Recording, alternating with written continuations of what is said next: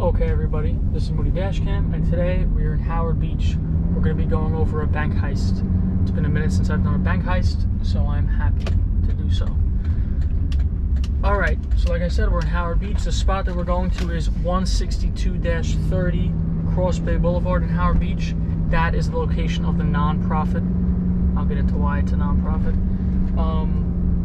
So yeah, the bank they robbed was a sovereign bank. It's not that anymore, but at the time it was a sovereign bank. This is in 2008, over Easter weekend. Pretty fitting right now because it's Easter. But in 2008, Easter was on March 23rd, a little early in the year. And yes, this took place over Easter weekend, knowing that the bank employees wouldn't be there for a while and the nonprofit employees wouldn't be there for a while. So they had plenty of time to get all their business done. So on the day they go to rob it, they just walk up to the nonprofit and unlock the door. Now, how do they have the key?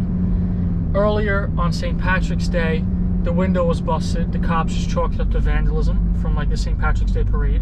But looking back now, they know they probably broke in the window, stole the key, copied it, returned the key. And so they had the key to be able to get into there. So they unlock the door, get in. And after that, they put up shower curtains covering so people from the street can't see what they're doing in there. I'm assuming they had a ton of setting up and planning to do. They go into the storage closet of the nonprofit, unload everything, take down the shelves, and start working on that concrete wall with power tools, jackhammer, sledgehammer, you know, all the good stuff, drills. And once they bust through that, before they fully bust through, they clog the sinks of the nonprofit and turn on the sinks.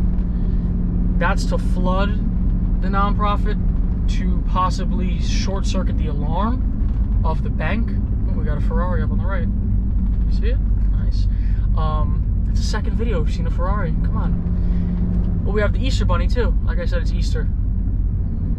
But where was I? So yeah, they flood the building, and which is attached to the bank. So they're assuming the bank is going to flood also, and short circuit the alarms.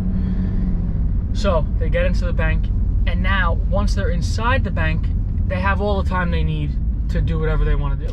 They know no employees are coming in, there's no one really around, and all they have to do now is get through one last reinforced concrete wall to get into the vault and to get into where the safety deposit boxes are.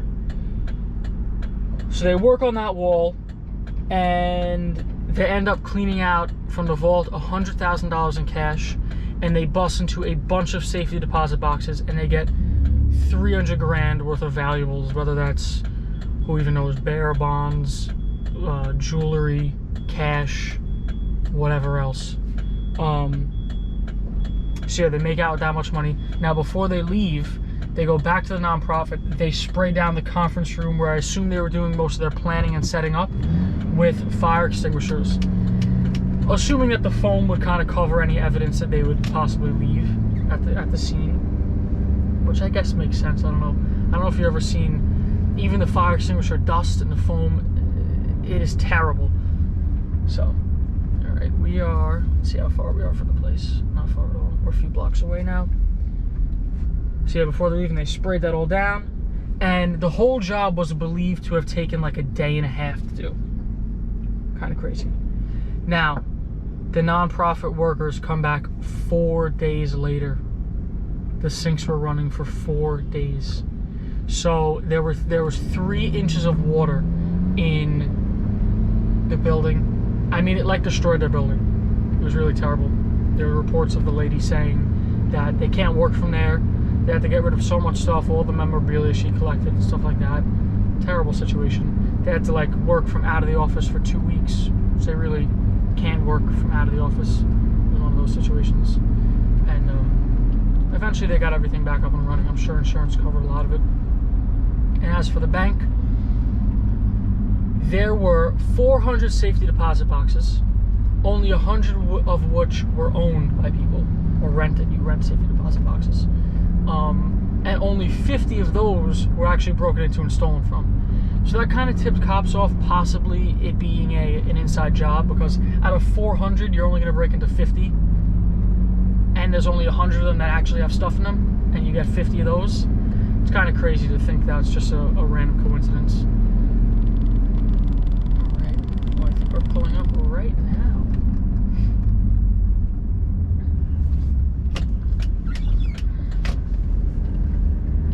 Look at this perfect spot to park.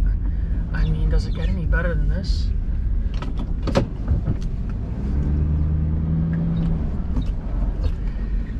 The crazy thing about this happening on Easter weekend is that I just found out about this story. Now that JYD Auto Group, that's the building that the nonprofit was in. So you can see it shares a wall with what is now a Santander Bank, but it was a sovereign bank.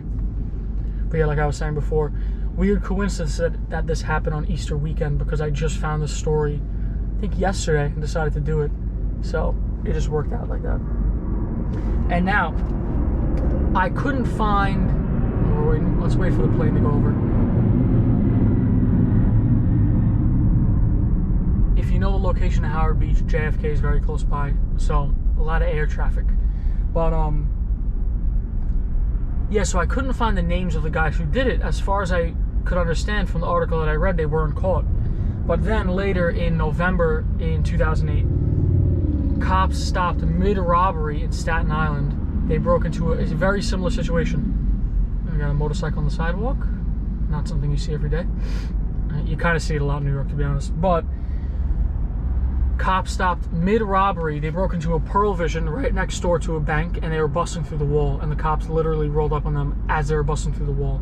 So, kind of crazy. Oh, another thing similar. Something worth mentioning. The movie The Bank Job had a kind of similar situation to this, so who knows if this kind of inspired them. It's kind of unclear, but in the movie The Bank Job, they rent a space a few doors down from the bank, and they bust into the sewer, and they crawl into the sewer. That was actually based on a true story also, and that was the Lloyd Bank in London. That was a big robbery. Oh, and the owner of Russo's on the Bay, the very famous restaurant and event space, just to the left there, as I aim the camera, was the owner of this property. So they thought maybe he had some involvement, but who really knows? It's all speculative. Alright, let's continue on here. I think that's pretty much everything. Let's see if there's anything else on my list here. Yeah, so they got $400,000 total. 162-30 Cross Bay Boulevard was the address of the nonprofit, which is now that auto group place. And yeah, that's about it. See you guys in the next one.